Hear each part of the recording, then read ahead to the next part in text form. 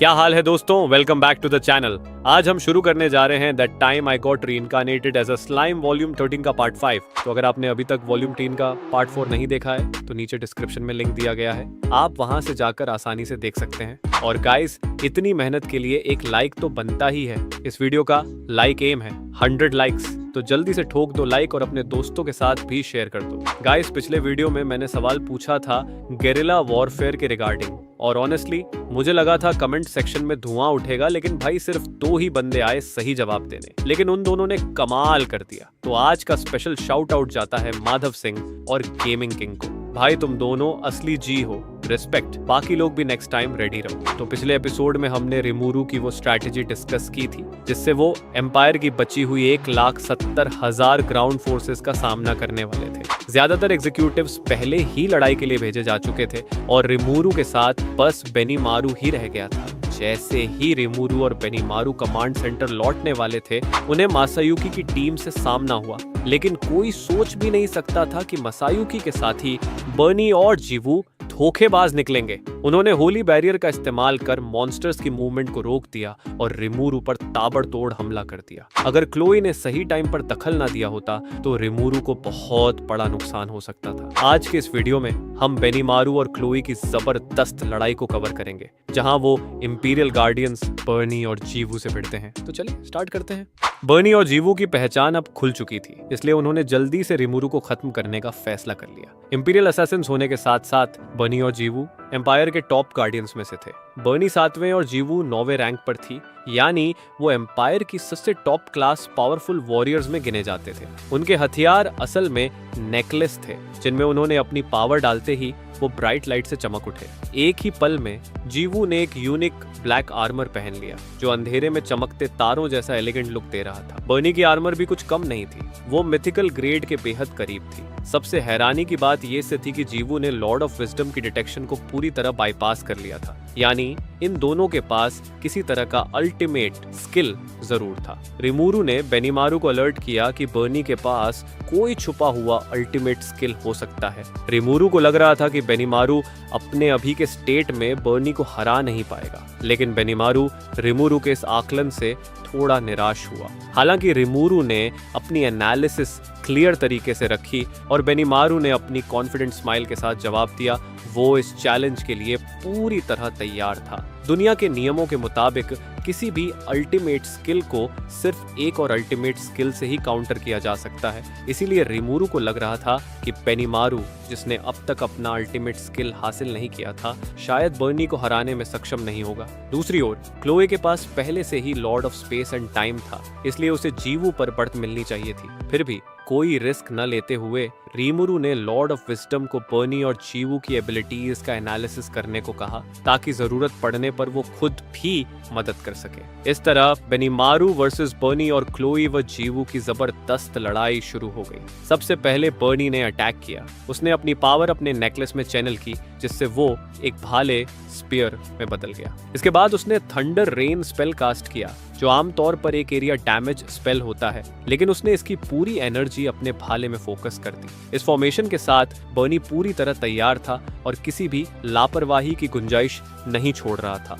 दूसरी तरफ बेनीमारू ने अपनी ओदाची क्रिम्सन लोटस को ब्लैक फ्लेम से घेर लिया, जिससे उसकी डेमोन लॉर्ड जैसी आभा नजर आ रही थी। इसके बाद दोनों हाई स्पीड क्लैश में भिड़ गए और उनकी हर मूव को गौर से देखा जाने लगा। रिमूरू, जो इस लड़ाई को साइड से देख रहा था, बर्नी की रणनीति को समझने की कोशिश कर रहा था, लेकिन उसे महसूस हुआ कि बर्नी किसी तरह की इंटरफेरेंस से पूरी तरह बचा हुआ था। यहाँ तक कि रिमूरू की फ्यूचर अटैक प्रेडिक्शन भी एक्टिवेट नहीं हो पा रही थी। यही चीज जीवू की स्टील्थ अटैक को लॉर्ड ऑफ विजडम से बचने में मदद कर रही थी, यानी दोनों के पास अल्टीमेट स्किल से जुड़ी कोई स्पेशल एबिलिटी थी। लड़ाई के कुछ और एक्सचेंज के बाद असली फर्क साफ दिखने लगा। बेनीमारू के पास बर्नी जैसी हाई क्वालिटी इक्विपमेंट्स नहीं थी, लेकिन उसकी स्किल्स उससे कहीं ज्यादा एडवांस थी। बर्नी को यह बात समझ में आने लगी और वो झुंझलाकर जोर से चिल्लाया। उसने अपनी स्पीयर को घुमाया और बेनीमारू के हमलों से दूर हटने की कोशिश की ताकि वो खुद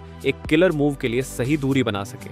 लेकिन बेनीमारू ने अपने गहरे युद्ध अनुभव का इस्तेमाल करते हुए बर्नी की इस स्ट्रैटेजी को पहले ही भांप लिया। वो लगातार बर्नी के करीब जाता रहा, उस पर अटैक करता रहा और धीरे धीरे बर्नी को छोटी मोटी चोटें भी लगने लगी। ऐसा लगने लगा कि अब बस कुछ ही समय की बात है और बेनीमारू ये लड़ाई जीत जाएगा। बर्नी, जो बेनीमारू की लगातार हो रही हमलों से बैलेंस खो रहा था, आखिरकार एक ऐसे मोमेंट पर पहुंचा जहां बेनीमारू ने उसे खत्म करने के लिए अपनी पूरी ताकत झोंक दी। बेनीमारू ने अपनी ब्लैक फ्लेम से घिरी ओडाची से एक फाइनल स्ट्राइक की जो बर्नी के लिए जानलेवा साबित हो सकती थी। लेकिन जैसा कि पहले बताया गया था, अल्टीमेट स्किल्स सिर्फ एक दूसरे से काउंटर किए जा सकते हैं। इस सख्त नियम की वजह से बेनीमारू की ब्लैक फ्लेम पूरी तरह नष्ट हो गई। ऊपर से इक्विपमेंट्स के डिफरेंस की वजह से बेनीमारू का वार बर्नी पर लगा तो सही, लेकिन उसे कोई गंभीर चोट नहीं पहुंचा सका।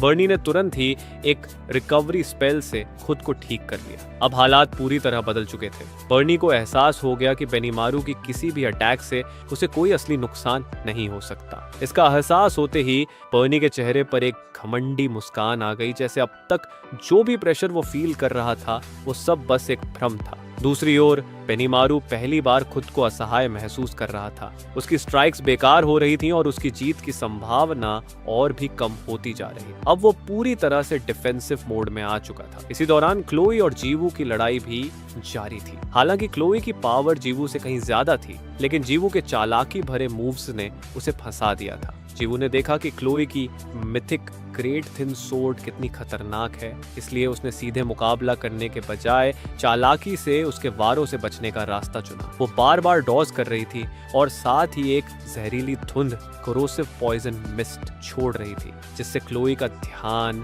भटकाया जा सके और उसे समय मिल सके। क्लोई ने जीवू की इस चाल को हिकारत भरी नजरों से देखा और तंज कसा। सिर्फ भागने से तुम मुझे हरा नहीं सकते। लेकिन जीवू जरा भी विचलित नहीं हुई। उसने बेझिझक जवाब दिया, मेरा मकसद तुम्हें हराना नहीं बल्कि बेनीमारू को गिराने में बर्नी की मदद करना है। अगर बेनीमारू हार गया तो फिर हम दोनों मिलकर तुम्हें भी आसानी से खत्म कर सकते हैं। जीवू की रणनीतिक सोच वाकई जबरदस्त थी। उसकी ये बात सुनकर रिमुरु को एहसास हुआ कि अब वो चुप नहीं रह सकता। वो क्लोए की मदद के लिए कूदने ही वाला था, लेकिन तभी जीवू ने एक खतरनाक चाल चली। हर बार जब रिमुरु लड़ाई में दखल देने की कोशिश करता, जीवू सीधे टेम्पेस्ट सिटी की ओर हमले भेजने लगती। लैबिरिंथ के निचले स्तर पर बसी इस सिटी में आम नागरिक रहते थे और रिमुरु को मजबूरन पीछे हटकर उन्हें बचाना पड़ता। इस तरह जीवू ने बड़ी चालाकी से रिमुरु को फंसा लिया, जिससे वो सीधे लड़ाई में शामिल नहीं हो पाया और क्लोए को अकेले ही जीवू का सामना करना पड़ा। अब हालात बिगड़ने लगे थे। ऐसा लगने लगा था कि अगर रिमुरु और क्लोए को जीतना है तो उन्हें लैबिरिंथ सिटी के मासूम लोगों की कुर्बानी देनी पड़ेगी। ये सोचकर रिमुरु भी परेशान हो गया। लेकिन तभी क्लोए ने एक बड़ा दांव खेलने का फैसला किया। अचानक उसके चारों ओर एक दैवीय रोशनी फैल गई। अगले ही पल ऐसा लगा जैसे पूरी दुनिया अंधेरे में डूब गई हो, जैसे समय पूरी तरह से रुक गया हो। ये क्लोए का अल्टीमेट स्किल था, lord of time and space. Guy के साथ अपनी लड़ाई में उसने इसे पहले इस्तेमाल किया था और यह स्किल समय को पूरी तरह रोकने में सक्षम थी। लेकिन कुछ ही सेकंड बाद क्लोई का शरीर सिकुड़ने लगा और उसकी शक्ति पूरी तरह से खत्म होने लगी। रिमुरु ने घबराकर उसका नाम पुकारा, लेकिन जल्द ही उसे समझ में आ गया कि क्लोई अभी तक इस तकनीक को सही से नियंत्रित नहीं कर पा रही थी। असल में क्लोई और गाय दोनों रुके हुए समय में चल सकते थे, लेकिन जब उन्होंने अपनी पिछली लड़ाई में इसका इस्तेमाल किया था तब टाइम स्टॉप को एक्टिव करने वाला गाय था। टाइम स्टॉप को एक्टिव करने के लिए भारी मात्रा में मैजिक्यूल्स खर्च होते हैं और क्लोई अभी तक इसे कुशलता से इस्तेमाल नहीं कर पाई थी। लॉर्ड ऑफ विजडम ने तुरंत सूचना दी कि क्लोई की एनर्जी खतरनाक रूप से कम हो रही थी। मतलब वो समय को रोक तो सकती थी, लेकिन ऐसा करने से उसकी मैजिक्यूल्स इतनी तेजी से खत्म होती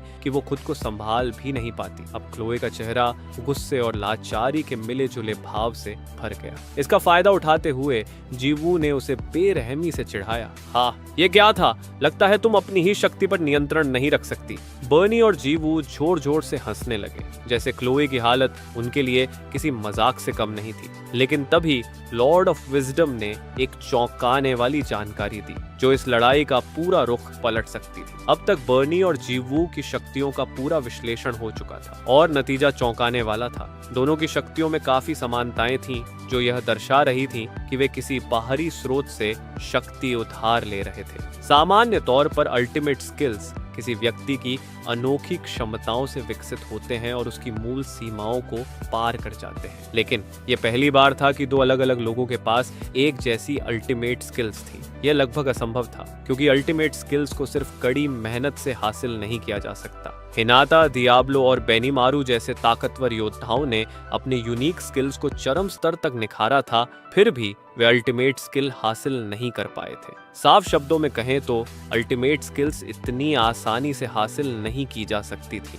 खासकर बर्नी और जीवू जैसे लोगों के लिए। इसका मतलब था कि वे जिस शक्ति का इस्तेमाल कर रहे थे वह असल में उनकी खुद की नहीं थी। रिमुरु को तुरंत समझ आ गया कि बर्नी और जीवू किसी और की दी हुई शक्ति को उधार लेकर लड़ रहे थे, और अगर किसी और की शक्ति उधार ली जा सकती है तो रिमुरु भी बेनीमारू को अपनी ताकत का एक हिस्सा दे सकता था। इससे लड़ाई को जीतना बहुत आसान हो जाता। लॉर्ड ऑफ विजडम ने तुरंत एक युद्ध योजना तैयार की। बेनीमारू की ओडाची को सोल कॉरिडोर के जरिए एब्सोल्यूट सेवरेंस का प्रभाव दिया गया। क्लोए की मदद के लिए भी लॉर्ड ऑफ विजडम ने सटीक गणना की, जिससे वह Lord of time and space का इस्तेमाल कर दोबारा समय को रोक सके। हालांकि क्लोए के भीतर मौजूद मानस क्रोनोआ ने संकेत दिया कि उसके पास पर्याप्त ऊर्जा नहीं थी, लेकिन लॉर्ड ऑफ विजडम ने उसे आश्वासन दिया कि चिंता की कोई बात नहीं है। अब पलटवार शुरू हुआ। बेनीमारू, जो अब एब्सोल्यूट सेवरेंस से लैस था, पूरी तरह से बदल गया। वह अब रक्षात्मक लड़ाई नहीं लड़ रहा था, बल्कि उसने आक्रामक हमला शुरू कर दिया। उसकी तेज तलवारबाजी से बर्नी अचानक चौंक गया। हालांकि बर्नी के चेहरे पर आत्मविश्वास झलक रहा था, जैसे उसे पूरा यकीन था कि बेनीमारू की तलवारें उसे कोई नुकसान नहीं पहुंचा सकती। लेकिन अब हालात बदल चुके थे। बेनीमारू ने जल्द ही बर्नी की एक चूक पकड़ ली और बिना कोई मौका गंवाए उसे दो हिस्सों में चीर दिया। अपने अनुभव का पूरा इस्तेमाल करते हुए बेनीमारू ने एक और घातक वार किया। इस बार उसने बर्नी को सिर से पैर तक काट डाला। बर्नी को इतना भी समय नहीं मिला कि वह अपनी आखिरी बात कह सके। वह पल भर में ही मारा गया। दूसरी ओर क्लोई ने टाइम स्टॉप दोबारा इस्तेमाल करने की कोशिश की, लेकिन शुरुआत में वह नियंत्रण खो बैठी और गुस्से में चिल्ला पड़ी। लॉर्ड ऑफ विजडम ने फिर से उसे आश्वासन दिया, घबराने की जरूरत नहीं है। तभी रिमुरु के कानों में एक जोरदार चीख गूंजी और अचानक उसने एक भयानक ऊर्जा को महसूस किया। एक ऐसी ऊर्जा जो रिमुरु की खुद की ताकत से भी कहीं ज्यादा थी। यह स्पष्ट था कि लॉर्ड ऑफ विजडम ने ट्रू ड्रैगन वेल्डोरा की शक्ति को सक्रिय कर दिया था। सटीक नियंत्रण के साथ लॉर्ड ऑफ विजडम ने एक बार फिर समय को रोक दिया। अब इस रुकी हुई दुनिया में, जहां कोई और हिल भी नहीं सकता था, जीवू को यह भी समझने का मौका नहीं मिला कि उसके साथ क्या होने वाला था। अगले ही पल जीवू पूरी तरह से भस्म हो गई। इस तरह बर्नी और जीवू दोनों को हरा दिया गया और यह खतरनाक संकट समाप्त हो गया, या ऐसा लग रहा था। लेकिन नहीं, संकट अब भी खत्म नहीं हुआ था। लॉर्ड ऑफ विजडम ने अचानक सूचना दी कि बर्नी और जीवू अभी भी जिंदा थे। ऐसा लग रहा था कि उनकी पुनर्जीवन रेजरेक्शन क्षमता को नजरअंदाज कर दिया गया था। यह पहला मौका था जब लॉर्ड ऑफ विजडम से ऐसी गलती हुई थी। रिमुरु सोच में पड़ गया कि आखिर ऐसा कैसे हुआ, लेकिन तभी बेनीमारू और क्लोई ने स्पष्ट किया कि उनके दुश्मनों के पास कोई पुनर्जीवन ब्रेसलेट, रेजरेक्शन ब्रेसलेट नहीं था। रिमुरु को इस पर यकीन नहीं हुआ, लेकिन बेनीमारू और क्लोई ने पहले ही पूरी सावधानी बरतते हुए यह सुनिश्चित कर लिया था कि उनके विरोधियों के पास ऐसा कोई जादुई उपकरण नहीं था। तो फिर आखिर बर्नी और जीवू वापस जिंदा कैसे हो गए?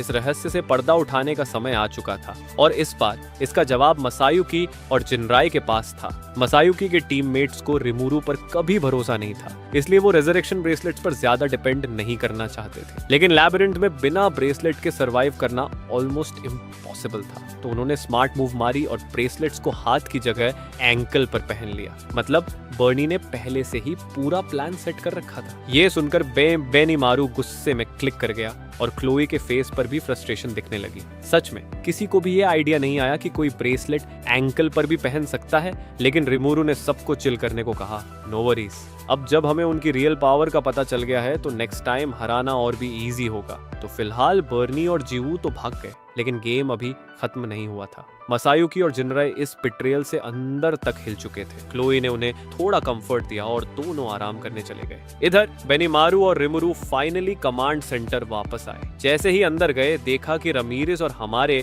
कूल ड्यूड स्टॉर्म ड्रैगन वेल्डोरा भी वहां पहुंचे हुए थे। ऊपर से दोनों चिल दिखने की कोशिश कर रहे थे, लेकिन उनके फेसेस पर टेंशन साफ दिख रही थी। वेल्डोरा हमेशा की तरह अपनी कूलनेस दिखाने लगा। रिमुरू, तूने मेरी मैजिक्यूल्स बिना पूछे क्यों यूज कर ली? लेकिन सच तो ये था कि उसे रिमुरू की बहुत टेंशन हो रही थी। वेल्डोरा का यही स्टाइल है, मुंह से कुछ और बोलता है लेकिन दिल में कुछ और चलता रहता है। रिमुरू ने लॉर्ड ऑफ विजडम को समझाया, भाई नेक्स्ट टाइम वेल्डोरा की पावर लेने से पहले कम से कम पूछ तो लिया कर। लॉर्ड ऑफ विजडम ने थोड़ा सैड होकर मान लिया, क्योंकि अब तक वो वेल्डोरा की ताकत को मजे से यूज कर रहा था। रिमुरू ने सोचा, चलो इस बार वेल्डोरा को खुश करने के लिए कुछ कूल स्नैक्स और कॉमिक बुक्स का इंतजाम करते हैं। अब बात आई ट्रेनी की। पोर गर्ल इतनी एग्जॉस्टेड लग रही थी और सुवे ने एक बंदे को स्टील वायर्स में जकड़ रखा था। और गेस करो कौन? यूकी का पार्टनर लैपलेस। सुवे तो उसे मार ही देना चाहता था, लेकिन लैपलेस बोला, रुको भाई, मेरे पास लॉर्ड रिमुरू के लिए एक इम्पोर्टेंट मैसेज है। लैपलेस का पास्ट किसी से छुपा नहीं था। ये वही बंदा था जो पहले क्लेमन के साथ था और जिसकी वजह से ओगर विलेज तबाह हुआ था। ट्रेनी समेत वहां मौजूद हर किसी के दिल में उसके लिए सिर्फ नफरत थी। जब ट्रेनी पहली बार लप्लास से मिली तो उसने रिमुरू से बात करने की कोशिश की, लेकिन ट्रेनी ने उसकी एक न सुनी और फिर अगले 10 दिन तक लगातार उससे लड़ती रही। आखिरकार सुवे ने आकर उसे पकड़ लिया और कमांड सेंटर तक घसीट लाया। अब रिमुरू ने सोचा, चलो देखते हैं ये क्या बकवास करने वाला है। लेकिन मजेदार बात तो ये थी, लैपलेस का मैसेज था, भाई बर्नी और जीवू से बचकर रहो। ये सुनकर रिमुरू और बेनीमारू ने एक दूसरे को ऐसा लुक दिया जैसे, ब्रो तू सीरियस है? लैपलेस ने बताया कि यूकी के अंडर डमरादा नाम का बंदा काम करता था, जो एक सीक्रेट ऑर्गेनाइजेशन सर्बरस का मेंबर था। अगर आपको याद हो तो हमारी 31st एपिसोड में बताया था कि गादरा का मर्डर हो गया था और मरने से पहले गादरा ने जिस आवाज को सुना था वो शायद डमरादा की थी। इस इंसिडेंट के बाद यूकी को खुद भी डाउट होने लगा कि डमरादा के अंदर कोई हिडन एजेंडा चल रहा था। अब यूकी को यह भी लगने लगा कि डमरादा के थ्रू भेजे गए बर्नी और जीवू भी कुछ गड़बड़ कर सकते हैं, इसलिए लैपलास को जल्दी से ये वार्निंग देने भेजा गया था। ये सुनकर ट्रेनी का फेस एकदम पेल पड़ गया। उसने रिमुरू से माफी मांगी, अगर मैंने लैपलेस की बात सुन ली होती तो तुझे इतनी दिक्कतें नहीं होती। लेकिन रिमुरू ने उसे चिल करने को कहा, नो बिग डील, तूने जो सही लगा वही किया। आखिर लैपलेस पर कौन ट्रस्ट करता?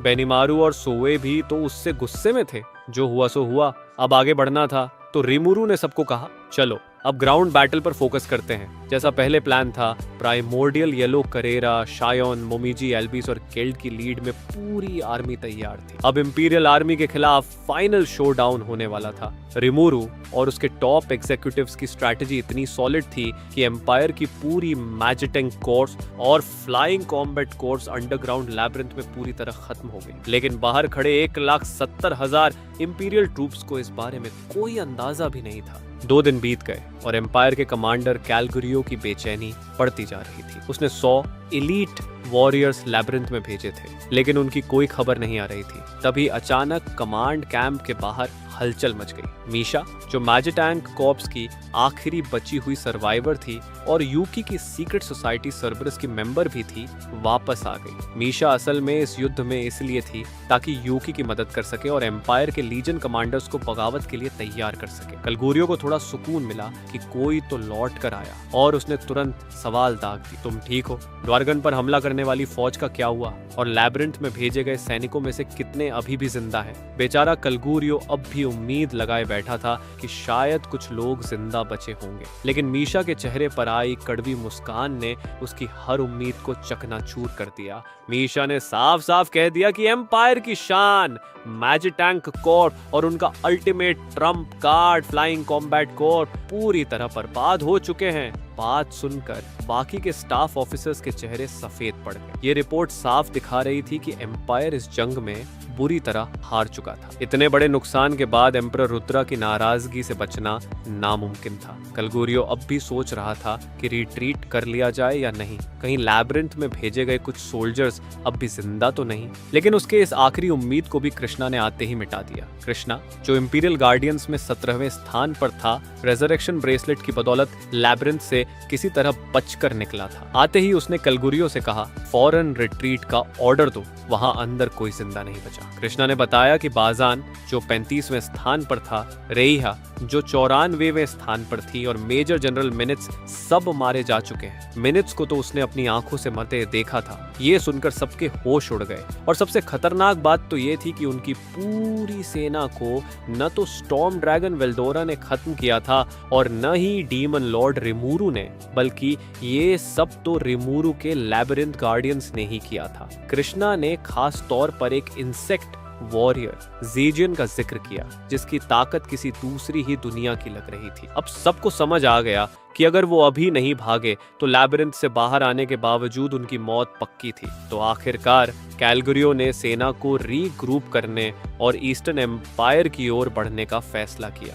लेकिन वो खुद को और बाकी सैनिकों को ये कहकर बेवकूफ बना रहा था कि ये रिट्रीट नहीं बल्कि एक स्ट्रेटेजिक रिपोजिशनिंग है। सभी ने उसकी बात मान ली, लेकिन तब तक बहुत देर हो चुकी थी। अब ये लड़ाई एक अनकंट्रोलेबल तूफान में बदल चुकी थी, और वो तूफान कैलगुरियो और उसकी पूरी सेना को निगलने ही वाला था। और ठीक उसी पल मानो कलगुरियो के आदेश को नकारने के लिए एक गहरी और ठहरी हुई आवाज ने पूरे टेंट में गूंजते हुए घोषणा की, मेरे स्वामी ने पीछे हटने की अनुमति नहीं दी है। सभी की निगाहें टेंट के दरवाजे पर टिक गई, जहां एक बुजुर्ग आदमी खड़ा था। उसकी कमर पर एक लंबी ओदाची टंगी थी और वह पारंपरिक जापानी पोशाक पहने हुए था। उसने खुद को एगरा के रूप में परिचित कराया, मॉन्स्टर फेडरेशन का एक संदेशवाहक जो एम्पायर की सेना को आत्मसमर्पण का अंतिम प्रस्ताव देने आया था। लेकिन जब एक घमंडी स्टाफ ऑफिसर ने अगेरा के स्वामी रिमूरू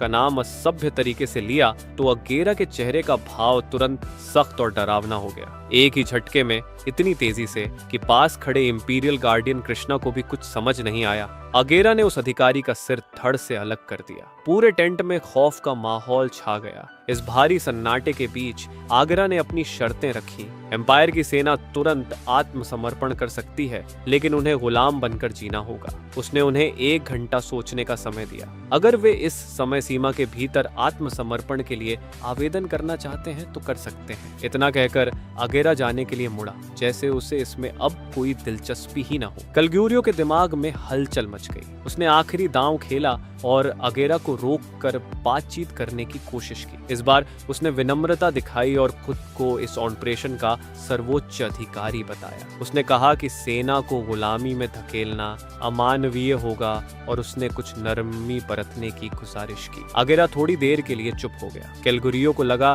कि शायद उसने उसे सोचने पर मजबूर कर दिया है और वह अपनी बात आगे बढ़ाने लगा। उसने तर्क दिया कि जो सैनिक जिंदगी और मौत की लड़ाई में फंसे हैं, उनके बजाय अगर एक समझौता किया जाए तो दोनों पक्षों के लिए बेहतर होगा। उसने प्रस्ताव रखा कि वे गुलाम बनने के बजाय क्षतिपूर्ति देने के लिए तैयार हैं, और जब वह एम्पायर लौटेगा तो वह एम्परर को मॉन्स्टर फेडरेशन के साथ गठबंधन करने का सुझाव देगा। कलगुरियो ने दलील दी कि अगर उनके देश और रिमूरू की सेना के बीच गठबंधन हो जाए तो वे मिलकर पूरी दुनिया पर राज कर सकते हैं। वह पूरी तरह जानता था कि एम्पायर की सेना इस युद्ध में करारी हार झेल चुकी थी और उसका मुख्य उद्देश्य अब अपने जीवित सैनिकों को सुरक्षित घर पहुंचाना था। इसके लिए वह अपनी जान तक देने को तैयार था, क्योंकि यह उसके एक कमांडर होने की जिम्मेदारी थी। कैलगुरियो यह भी समझता था कि लैबिरिंथ के अंदर मरने पर रिवाइवल संभव था, लेकिन बैटलफील्ड पर मौत का मतलब था अंतिम अंत। इसलिए उसने सोचा कि शायद डीमन लॉर्ड रिमूरू के सैनिक भी सीधे संघर्ष को टालना चाहेंगे। लेकिन अगेरा ने उसकी उम्मीदों पर पानी फेर दिया। अगेरा ने साफ शब्दों में कह दिया कि जब एम्पायर की सेना ने लेडी टेस्टरोसा की दया को ठुकरा दिया था, तभी उनकी किस्मत तय हो चुकी थी। अब उनके पास केवल 2 ही रास्ते थे, या तो वे लड़ें या फिर बिना किसी शर्त के आत्मसमर्पण करें। यह कहकर आगरा बिना पीछे देखे एकदम शांत चित्त होकर टेंट से बाहर चला गया। अब हताश और कमजोर पड़े कलगोरियो के सामने मीशा ने सीधा सवाल किया, अब क्या करोगे? कलगोरियो ने बिना झिझक जवाब दिया, हम लड़ेंगे। उसने कहा कि एक एम्पायर के योद्धा के रूप में उसके लिए आत्मसमर्पण करके का कैदी बनना असंभव था। अगर वह एम्परर रुद्रा का सामना भी नहीं कर सका तो वह आखिर किस चीज के लिए जिएगा? मीशा को आने वाली भयंकर लड़ाई का पूरा एहसास था, इसलिए उसने हार स्वीकार कर ली। इस बीच कलगोरियो ने मीशा से कहा कि किसी भी तरह भागने का रास्ता ढूंढे और फिर यूकी के कनेक्शन के जरिए एम्परर रुद्रा तक पहुंचे। उसका मकसद एम्पायर की सेना की नाकामी और मॉन्स्टर फेडरेशन की असली ताकत के बारे में सम्राट को बताना था। कलगोरियो ने अपनी सारी व्यक्तिगत इच्छाएं त्याग दी थी। वह खुद को बलिदान करने के लिए तैयार था, लेकिन एक बात पक्की थी, वह इन राक्षसों के सामने एम्पायर के सैनिकों की महिमा जरूर दिखाएगा। उसकी इस दृढ़ता ने उसके अफसरों और सलाहकारों का जोश बढ़ा दिया और सभी ने आखिरी लड़ाई लड़ने का फैसला कर लिया। यूकी की अनुयायी होने के नाते मीशा ने साफ कर दिया कि वह इन सैनिकों के भाग्य की जिम्मेदारी नहीं लेगी। उसकी प्राथमिकता थी सम्राट तक सही जानकारी पहुंचाना। मीशा के साथ 2 ताकतवर इंपीरियल गार्डियंस बर्नी और जीवू थे, जो अभी रेजरेक्शन ब्रेसलेट्स की मदद से लैबिरिंथ से बचकर निकले थे। उनके निकल जाने के बाद बाकी सैनिकों ने अपने मन को मजबूत किया और अंतिम युद्ध की तैयारियां करने लगे। दूसरी तरफ एम्पायर की सेना की हलचल को देखते हुए गेल्ड ने अपने विरोधियों के प्रति सम्मान प्रकट किया। पहले ही तय हो चुका था कि गेल्ड, मोमिजी, शायोन और एल्बीस के सैनिक पूरी तरह तैयार हैं और केवल आदेश की प्रतीक्षा कर रहे हैं। अपनी तयशुदा जीत को लेकर आश्वस्त गेल्ड ने ऊपर आसमान की ओर देखा, जहां एक खूबसूरत योद्धा मौजूद थी,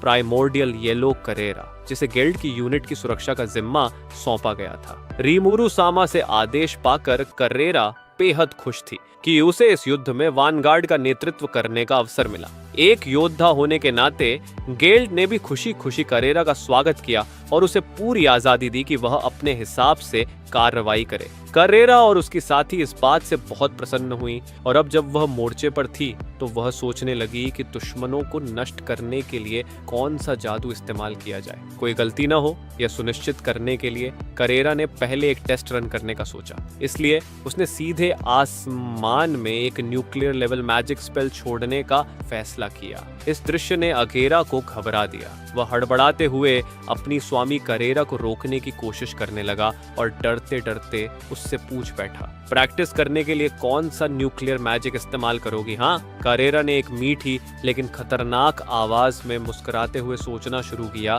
कि कौन सा जादू सबसे सही रहेगा। असल में करेरा की शक्ति असीमित थी, लेकिन उसमें कॉमन सेंस की भारी कमी थी। वह बिना ब्रेक वाली गाड़ी की तरह थी जो बस रफ्तार के मजे लेना जानती थी। रिमुरु के अधीन आने से पहले करेरा हर दिन डीमन लॉर्ड लियोन के इलाके में न्यूक्लियर मैजिक छोड़कर उसे चिढ़ाया करती थी। शुक्र था कि लियोन के पास दिमाग था और उसने इसे युद्ध की चुनौती नहीं माना। अगर कोई और डीमन लॉर्ड होता तो अब तक सीधा युद्ध छिड़ गया होता। करेरा को इस तरह की मस्ती से बेहद खुशी मिलती थी और फिर वह मजे से नेदरवर्ल्ड वापस लौट जाती थी। उसे अपने मुकाबलों के नतीजों से कोई फर्क नहीं पड़ता था। वह हारने के बावजूद निराश नहीं होती थी और न ही कभी अपने किए पर दोबारा सोचती थी। बस अगली बार फिर वही दोहराती थी। वह एक बेहद मुसीबत खोर शख्सियत थी, लेकिन अब जब वह डीमन लॉर्ड रिमुरु के अधीन आ चुकी थी तो यह सब बर्दाश्त नहीं किया जा सकता था। यही कारण था कि अगेरा, जो करेरा के सबसे करीबी सहयोगियों में से एक था, उसकी हरकतों पर नजर रखने का काम कर रहा था।